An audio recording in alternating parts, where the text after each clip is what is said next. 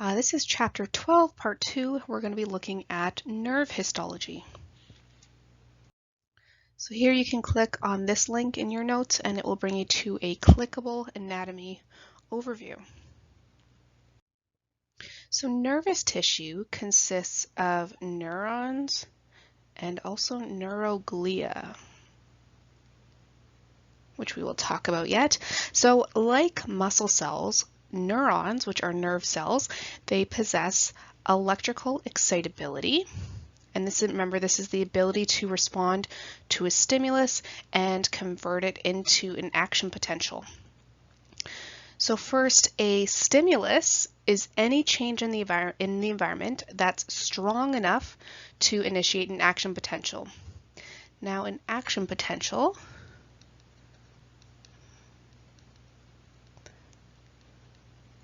this is a nerve impulse. This is an electrical signal that propagates or travels along the surface of the membrane of a neuron. So it begins and it travels due to the movement of ions like sodium and potassium. And this is between the interstitial fluid and the inside of a neuron through specific ion channels in the plasma membrane. So that is, we have an action potential is produced by the movement of these ions between the inside of the neuron and the outside of the neuron, or vice versa. So just looking at a cell or a neuron itself, we have the cell body right here, which is pretty much this area here. This is going to be our cell body. It's also called a soma. And this contains the nucleus. You can see here, which is surrounded by cytoplasm, just like a normal cell, and it includes all the typical organelles. Cell bodies also contain free ribosomes and also these prominent clusters of rough endoplasmic reticulum that are called Nissl bodies. So these are going to be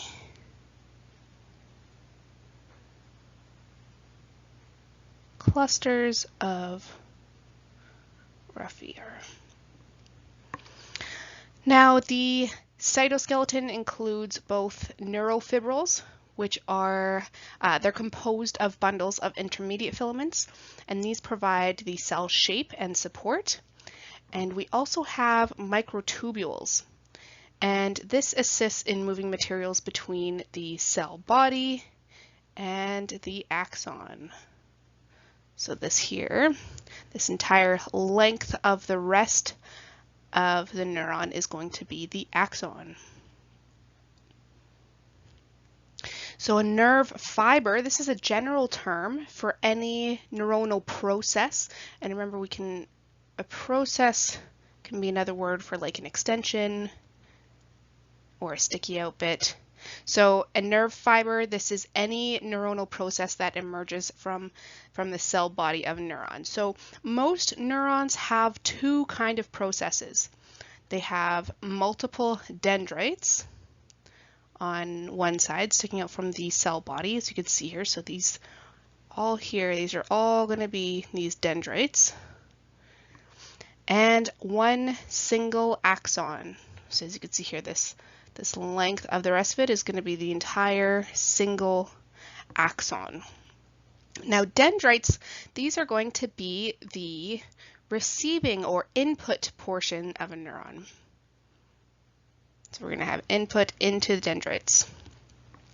Dendrites are very short usually and tapered and very highly branched, as you can see here, lots of branches there. Now a single axon of a neuron, this propagates the nerve impulses toward another neuron or a muscle fiber or also a gland cell. So axon is very long, thin, cylindrical projection, often joins to the body at a cone-shaped elevation, which is called the axon hillock. So right here, I'm gonna erase a little bit there. So right here we can have this axon hillock, which is going to be this cone-shaped area that kind of connects the axon to the cell body. The part of the axon that is closest to the axon hillock is called the initial segment. So that's the initial segment is going to be this part of the axon right here, which actually connects the axon to the axon hillock. And now in most neurons, nerve impulses arise at that junction of the axon hillock and the initial segment. And this is an area that is called the trigger zone. So that's going to be this area right here, this junction between the axon hillock and the initial segment, where we have a nerve impulse that actually arises right here. And from the trigger zone, the electrical impulse travels along the axon to its destination at the axon terminal here.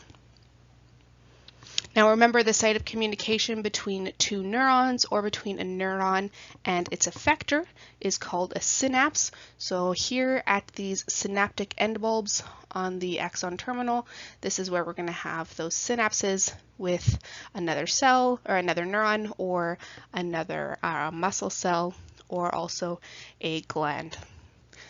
This is where we're going to have those synapses.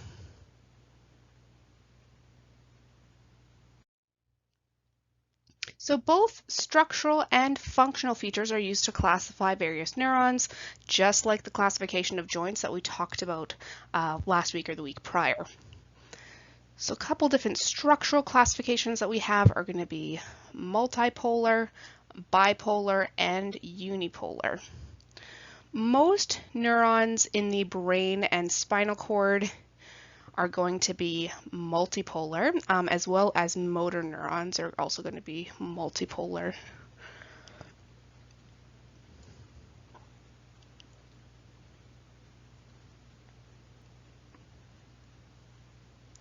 Bipolar neurons, these are found in the retina of the eye, also in the inner ear, and in the olfactory area of the brain.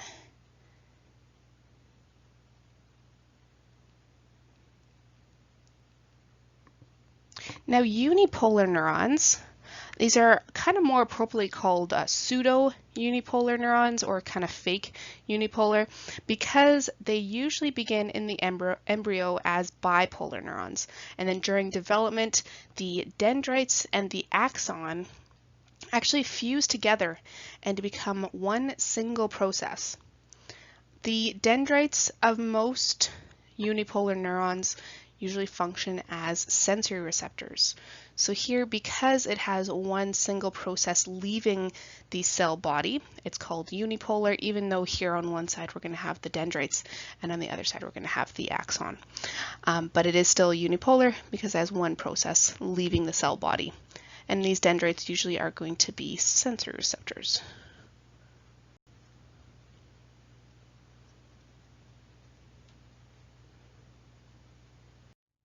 Now, in addition to the structural classification, some neurons are also named for the histologist that first described them. Purkinje cells are an example of this, named for the histologist that just found them. And so these cells are actually found in the cerebellum of the brain. Other cells, like the pyramidal cells, are described for the physical shape that they have. So these are found in the cerebral cortex of the brain, and they kind of have these pyramid-shaped cell bodies, as you can see here. Well, this is kind of in 2 dimensions, so it's triangular, but in 3 dimensions you would find that they would look pyramid-shaped. So these are very specific brain cells. This is the only place where they're found. Now here we have the functional classification of neurons. First, we have sensory neurons, which are also called afferent neurons, and these ones carry information from sensory receptors to the central nervous system.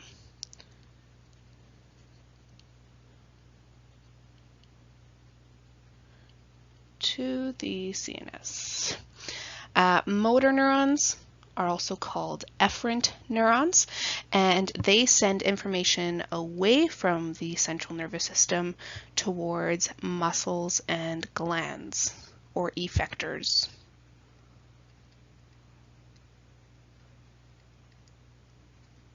Muscles and glands are collectively effectors because they cause an effect. Also, interneurons, which are also called association neurons, these are mainly located within the central nervous system between sensory neurons and motor neurons. So these, actually, sorry, here, these are going to be in the central nervous system. They're going to be between sensory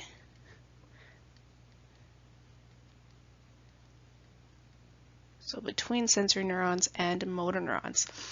Now, interneurons, these are going to integrate or kind of process this information, this incoming sensory information from sensory neurons, and then they elicit a motor response by activating the appropriate motor neurons. Most interneurons are going to be multipolar in nature.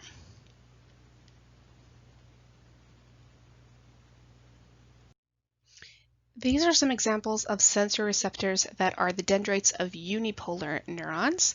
And this break here, as you can see, this break, this kind of indicates that the axons are much longer than they're shown here. First, we have a corpuscle of touch. Remember, this is a touch receptor, and it consists of a mass of dendrites. Massive dendrites in here that's enclosed by a capsule of connective tissue. Next, type 1 cutaneous mechanoreceptor. Here, this is a touch receptor, consists of free nerve endings. So these are going to be bare dendrites here, as you can see. And these make contact with the tactile epithelial cells. So kind of these little purple looking things here. These are going to be the tactile epithelial cells, and remember, these are found in the stratum basale of the skin. Next, a lamellated corpuscle. This is a pressure receptor that's composed of a multi-layered connective tissue capsule that encloses a dendrite here. So you can see the dendrite in there, and you have this multi-layered connective tissue capsule out there. And then a nociceptor. And a nociceptor is a pain receptor, and these consist only of free nerve endings. And that's going to be the end of chapter 12, part 2.